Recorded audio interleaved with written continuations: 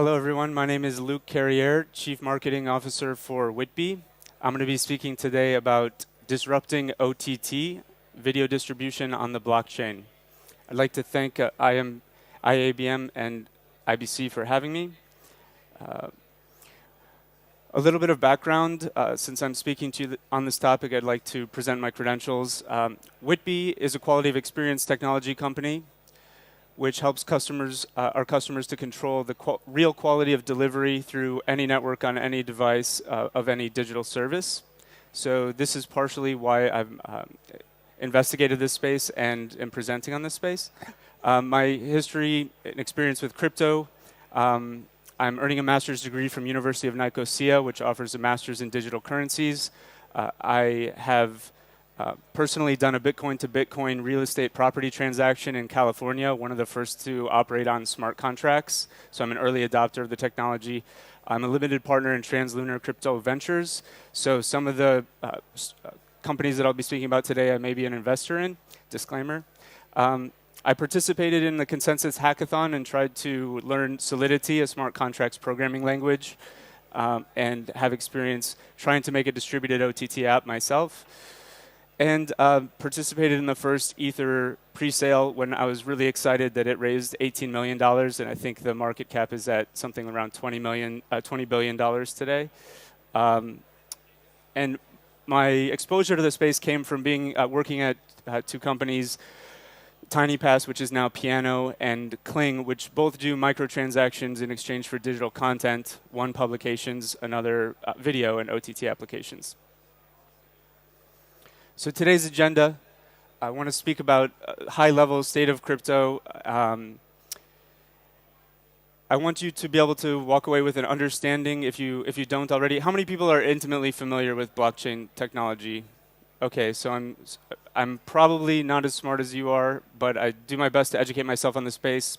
And I'd like to share that knowledge with you and give you an high-level view of the market and why blockchain brings value to this space through protocols, and some existing pilots and initial rollouts that you can already test today that are already working on the technology to bring it back to practicality application.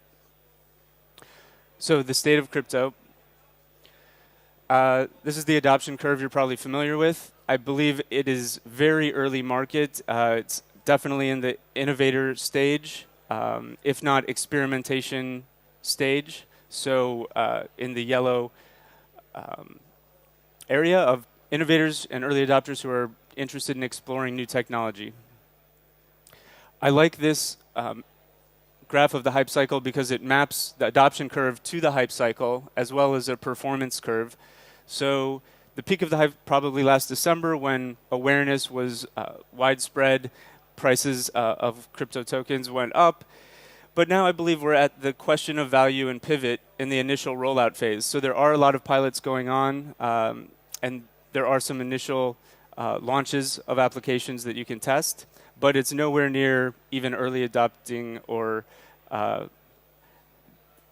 being able to disrupt OTT. Currently, it just has the potential to, which is why I want to bring it to everyone's attention so you can begin following the space.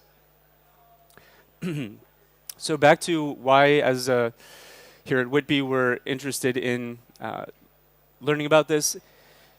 Goes back to distributed networks. So this is not new. This is from 1962, describing distributed communication networks, centralized, decentralized, and distributed.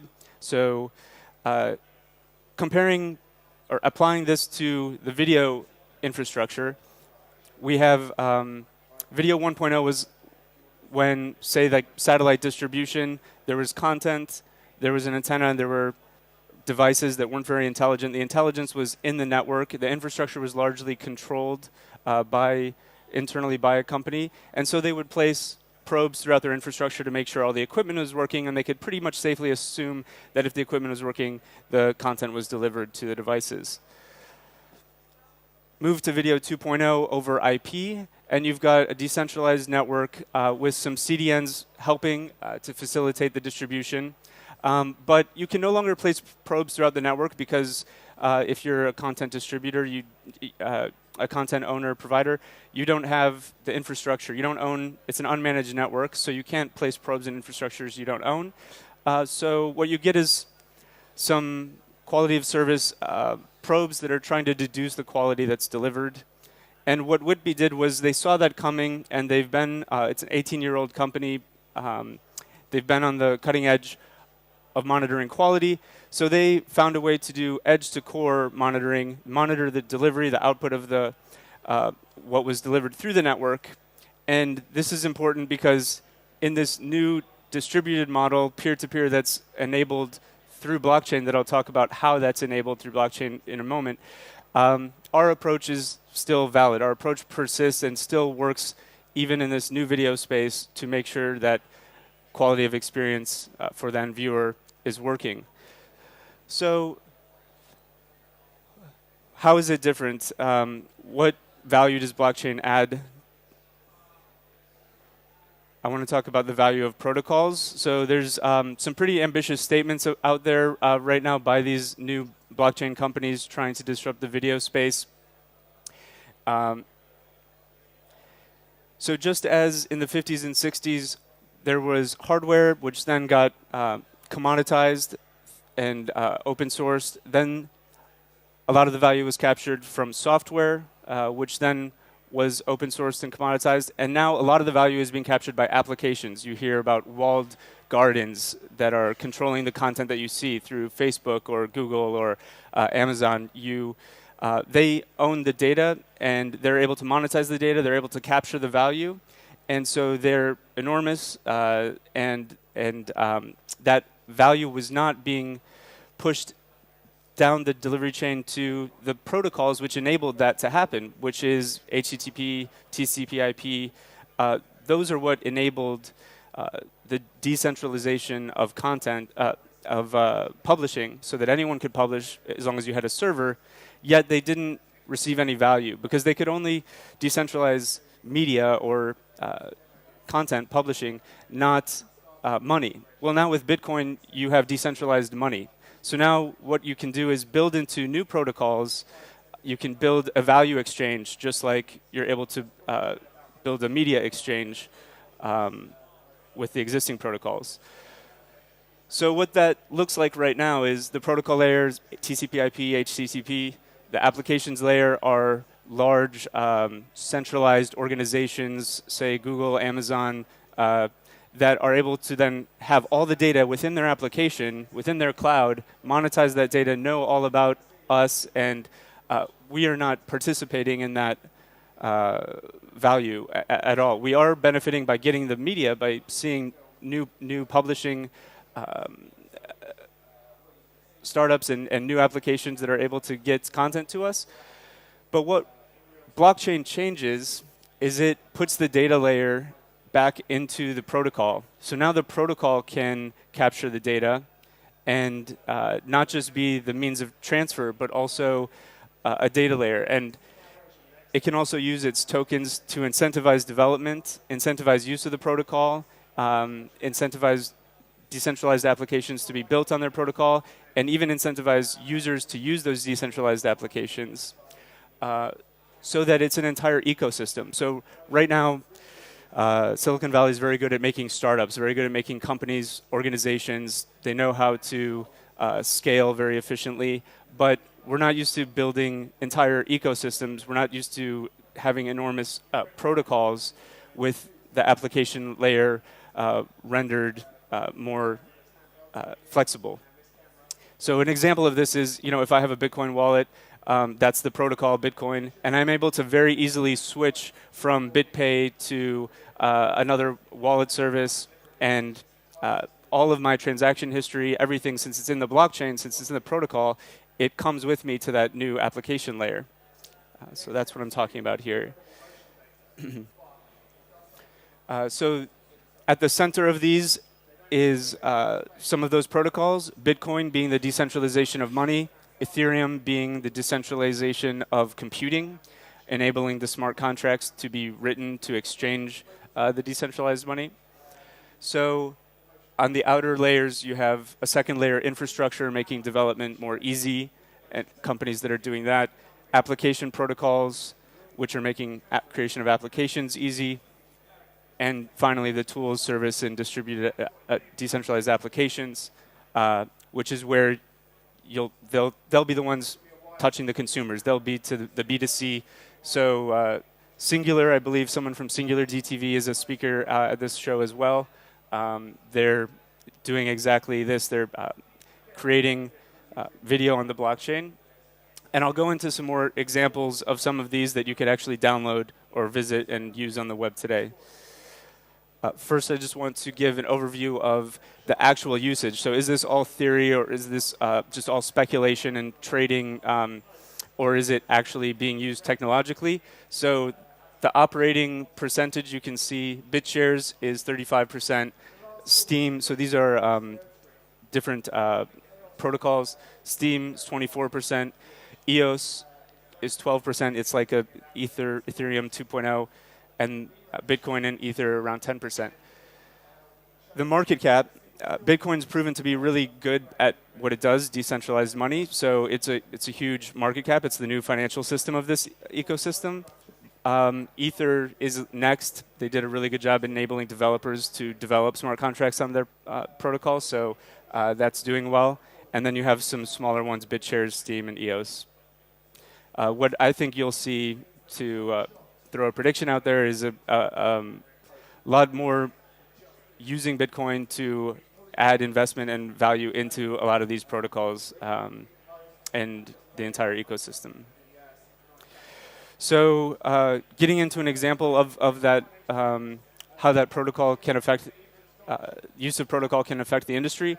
Already we have peer-to-peer delivery. That's not new. So when I describe the distributed communication networks, the existing system with walled gardens or fat applications is broadcasters distributing through CDNs, which is then distributed to viewers. And sometimes, especially with large events, Tour de France, World Cup, Super Bowl, you'll see buffering, you'll see issues with the video. It's a challenge to distribute it to everyone.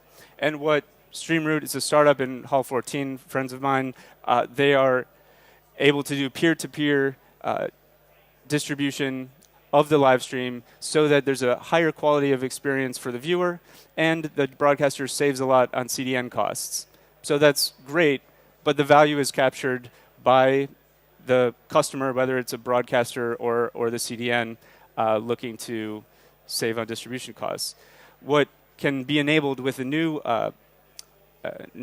creating protocols that do this is that there's not one centralized company, StreamRoot, whose line of code in the player is enabling the peer-to-peer network sharing. It's actually an entire protocol, and so that you have things like Parati, which is an open source R&D lab enabling peer-to-peer streaming, and they bring the viewers into the value chain for the first time. So now the viewer actually participates and sees the value of allowing their device to be peering with other devices and sharing that stream. They can be incentivized to watch, incentivized to engage, incentivized for their attention to ads, and incentivized to share and be part of the distribution network. That was the distribution side. If this is the business model or advertising side, you've got companies like Alpha Networks, which are creating a proof of engagement. So they're taking money or tokens, money that has been turned into TV tokens, letting advertisers pay for ads on that, with that, and letting subscribers pay for subscriptions with that. Then through their video distribution, they're measuring the viewer engagement with the video, and then they're able to more fairly, evenly, and automatically distribute the revenue share to the subscribers and creators. So some more examples of pilots and initial rollouts, which you can, as a consumer, check out today and begin using. I wrote a blog post about this about a month ago that the content of this presentation is based on, and I did as the best research I could on the space and found a lot of these. Some are protocols, some are actual B2C applications, and I'll go into just a few examples now. Steam It on Steam, it's kind of like a Facebook, decentralized Facebook. So it's paid out over $40 million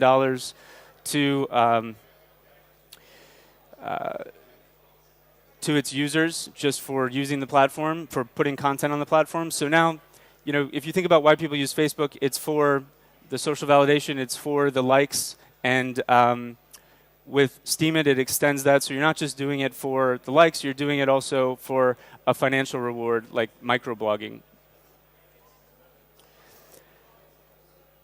Current, the media you already watch, whether it's on YouTube or Spotify, you can be compensated for your attention to those pieces of content. Rise, which is built on the props protocol, is like a Snapchat, but it tracks engagement and actually shares value to the user for engaging with content on the platform.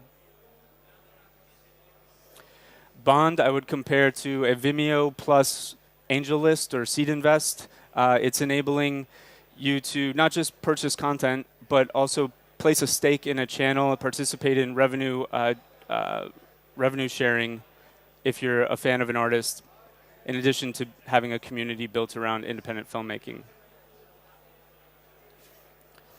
And finally, Sliver TV, built on Theta. It's a pilot that's, again, creating an entire tokenized ecosystem to compensate viewers for watching and giving them rewards for watching. Largely esports, by the way, a lot of video games, watching other video games, kind of like a, decentralized YouTube. If you're interested in learning more, the podcast Let's Talk Bitcoin is highly respected in the industry, and there's a free massive online courseware course from University of Nicosia called Introduction to Digital Currency, which is a great introduction to the space to learn more. So I hope I've been able to give you